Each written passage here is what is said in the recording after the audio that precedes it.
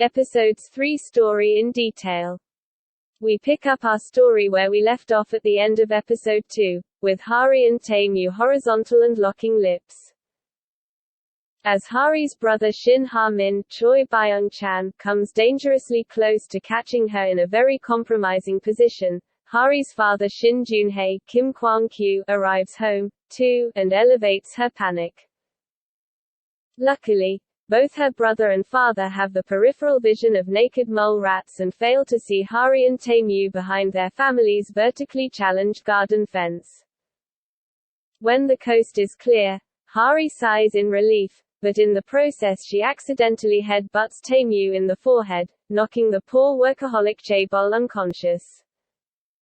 Next we see him. He's complaining about Hari's hard-headedness as he hands her their official relationship contract.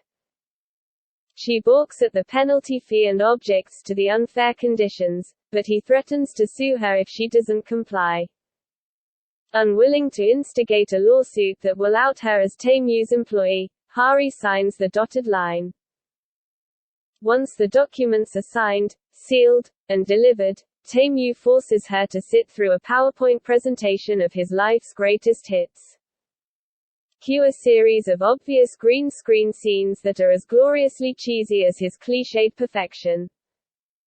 But his dossier isn't the only things she has to memorize. He's also upgraded her pedigree in order to optimize her chances of earning Grandpa's approval.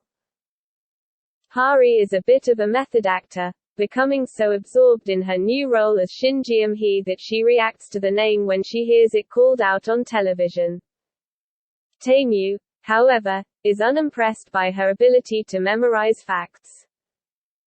He expects her to demonstrate a more advanced understanding of their backstory, being able to draw conclusions from the information and apply it to real-world situations.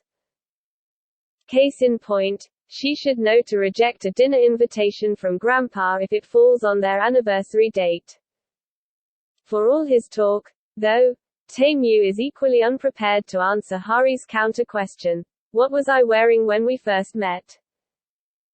If they're going to make Grandpa believe their love story is real, Hari argues, then he should be able to remember the smallest of details pertaining to their fateful first encounter in the rain, which Hari recalls in dreamy black and white detail.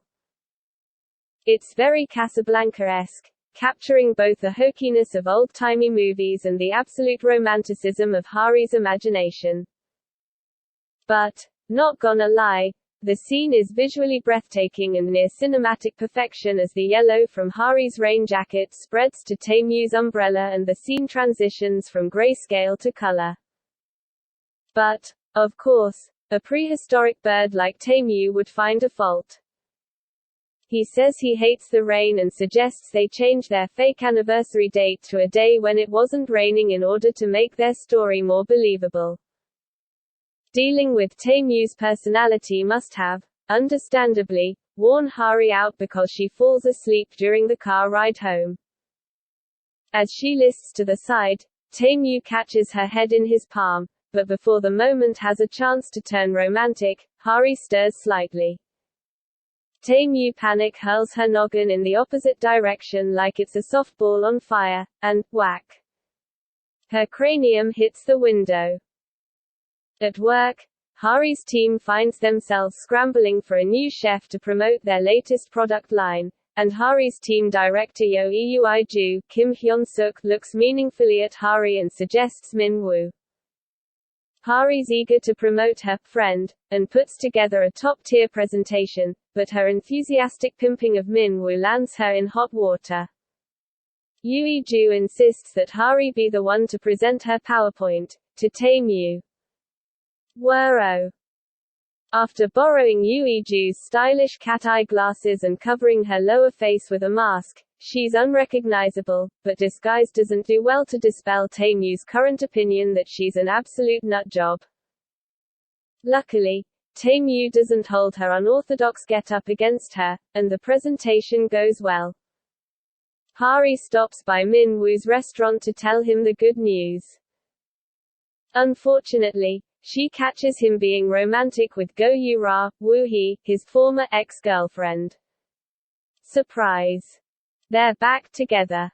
Hari doesn't have time to wallow in her misery, though, because the next day is her first arranged meeting with Grandpa. Tae-Yu picks her up, and he has the decency to pretend he didn't overhear last night's cathartic crying through the phone she dropped down a storm drain. They arrive at the restaurant, where Grandpa mistakes the smartly dressed restaurant employee as Ji-Hee. When he sees the real Ji-Hee, aka Hari, his eyes sweep over her attire and blonde highlights in disapproval. Grandpa, you know you've got no business judging other people for their fashion choices. The introduction starts off rocky. Grandpa wants to know why Hari broke up with Tae-Yu, but Hari slowly wins over Grandpa by explaining that she and Tae-Yu have come to a mutual understanding about his work-life imbalance.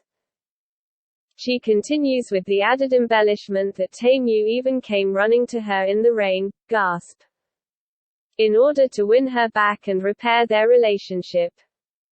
By the time they make a special road trip for Grandpa's favorite steamed buns, it's clear he's now firmly on Team Ji-Hee and secretly picking out names for his future grandkids. Over steamed buns, Hari spills the contents of her purse on the ground, and as Grandpa helps her collect her belongings, he spots the concert tickets, the ones Min-woo gave Hari. Grandpa just knows Tae-Yu was going to make Hari attend alone so he could go work, so Grandpa insists on dropping him off, like they're middle schoolers who are too young to drive themselves on their first date.